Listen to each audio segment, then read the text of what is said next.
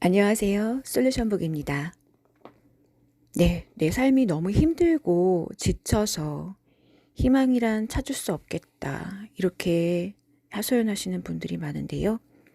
오늘은 처음부터 끝까지 삶의 희망을 노래하는 책을 소개해 드리려고 합니다. 2008년도에 출간이 되었던 그래도 계속 가라 라는 책인데요. 예, 구절 제 마음속에 박혔던 부분들을 간략하게 소개해 드리겠습니다. 태어나는 순간 우리 모두는 하나하나가 다 희망이고 기회지. 우리가 선량한 길을 따를 것이라는 희망이고 다른 사람이 우리를 자신의 형상에 따라 만들고 우리에게 자신의 특성을 불어넣을 수 있는 기회야. 내 안에는 삶을 외면하려 드는 두려움과 마찬가지로 삶에 용감하게 맞서고자 하는 용기도 함께 자리하고 있단다. 사랑하는 사람이 죽었을 때 남은 사람이 어떻게 살아가고 어떻게 처신해야 하는가는 매우 중요한 일이란다. 그 시기에 어떤 모습을 보이고 어떻게 처신하고 자신의 감정을 어떻게 조절하느냐가 곧 남은 인생에서 그가 어떤 사람이 될 것인지를 결정짓는다고 생각되는구나. 특히 이렇게 어려울 때일수록 우리 모두 중심을 잃지 말고 더욱 강해져야 하느니라. 삶에 용감하게 맞선다고 해서 성공이 보장되는 건 아니란다. 하지만 두려움에 굴복하고 삶을 외면한다면 확실하게 실패를 보장받는 셈이지. 삶에 용감하게 맞서지 않으면 경험을 얻을 수 없을 테고 경험을 얻지 못하면 아는 것에도 한계가 있기 마련이야. 아는 것이 없으면 지혜도 얻을 수 없지 않겠니? 그것을 다 지니려면 삶이 어떠하든지 간에 용감하게 맞서야 하느니라.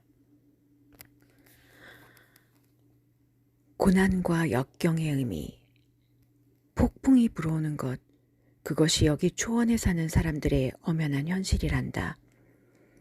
폭풍은 종종 불시에 우리를 덮쳐오고는 하지. 어떤 때에는 폭풍이 발생하는 것을 보고 있으면서도 그저 속수무책으로 기다리는 수밖에 없는 경우도 있는데 그건 우리가 폭풍에 대해서 알고 있기 때문이란다. 폭풍이 우리를 강타하면 우리는 그 위력과 사나움을 겪으면서 그저 최선을 다해 이겨내는 수밖에 없지. 인생 역시 그것과 비슷하단다. 힘겹고 나쁘고 극도로 추잡한 일들이 우리에게 일어날 수도 있고 실제로 일어나기도 하지. 질병, 사고, 가난, 외로움, 배신, 악몽, 파산, 사랑하는 이의 죽음 등등.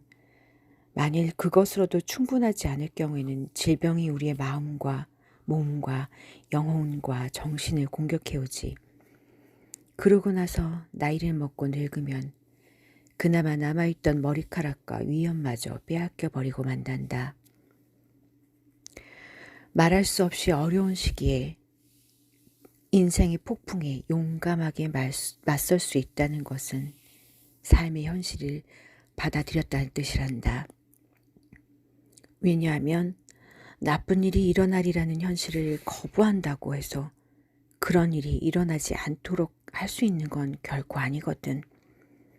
삶이란 살아내도록 되어 있는 거지 피하도록 되어 있는 게 아니란다. 경험과 상황을 바탕으로 그날 용감하게 맞서는 것이 영혼의 연료이자 정신의 에너지가 되는 셈이야. 그 하루하루가 더해져서 네가 누구이고 어떤 사람인가를 이루게 될 테니까.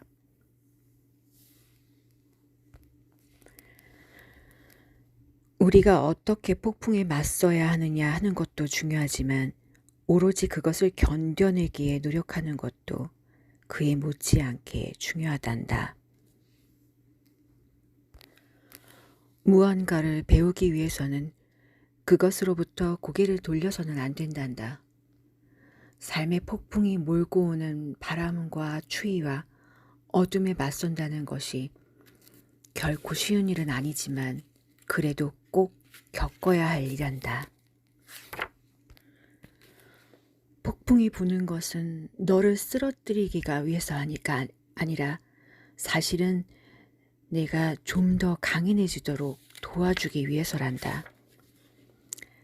강인함이 노력과 고통의 산물이라는 것이 사실이라면 우리들 대부분이 강인함을 배울 기회를 갖게 된단다.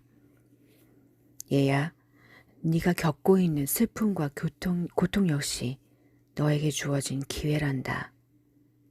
노력이란 폭풍에 대항해서 버티는 것이고 고통이란 폭풍이 우리를 향해 내던지는 최악의 일들을 견뎌내는 과정에서 비롯되는 것이지.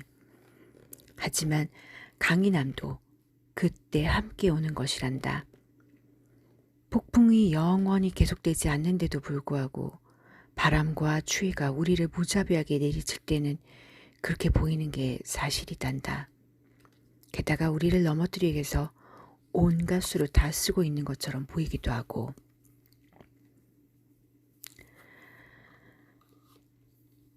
도전 정신을 일깨움으로써 폭풍이 우리에게 강해지는 법을 가르치는 방식이라고 생각된단다. 얼마나 많이 불어닥치건 간에 폭풍에 맞서 대항하다 보면 그것에 저항하기 위해서 굳이 폭풍만큼 강할 필요가 없다는 사실을 터득하게 된단다. 그저 서 있을 정도로만 강하면 된단다. 겁에 질린 채 떨면서 서 있든 주먹을 휘두르면서 서 있든 간에 우리가 서 있는 한은 그만큼 강하다는 뜻이란다. 우리가 했던 선택이 지금 이 순간에 우리를 만들었다는 사실을 기억해야 한단다. 아울러 피로가 속살거리는 목소리가 아무리 유혹적이라 할지라도 결국 멈추거나 그만두거나 포기하는 것은 강제적인 것이 아니라 선택이란 점도 기억하려무나 우리는 항상 한 걸음 더 나갈 수 있도록 최선을 다해야 해. 그것이 아무리 하찮고 더디고 고통스럽다 할지라도. 저 언덕을 향해 내딛는 첫 번째 걸음과 꼭대기에 도달하는 맨 마지막 걸음 중에서 어느 것이 더 중요할까? 여행을 하는 데는 처음이나 마지막 걸음보다 더 중요한 것이 있는 것 같구나. 그 사이에 놓인 걸음들, 그 다음 걸음. 얼마나 넓게, 얼마나 좁게 걸어야 하는가가 보폭의 크기일까? 아니면 몇 걸음이나 하는 걸까? 어쩌면 그냥 한 걸음 한 걸음 걸어간다는 사실이 더 중요할 것 같기도 하지 않니?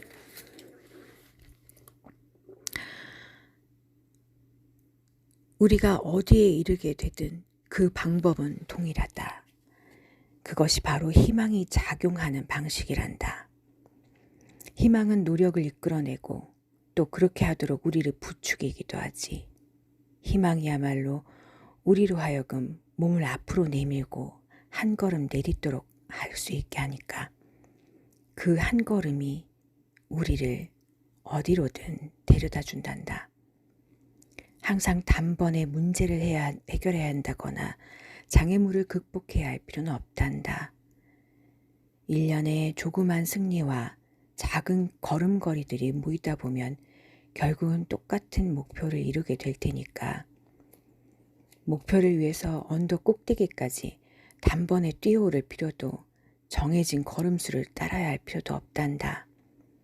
우리에게 필요한 것이라면 이 방법을 쓰든 저 방법을 쓰든 꼭대기에 오르기만 하면 되니까 희망이란 언제나 한 걸음 더 내딛는 것이고 돌멩이 하나를 더 내던지는 것이란다.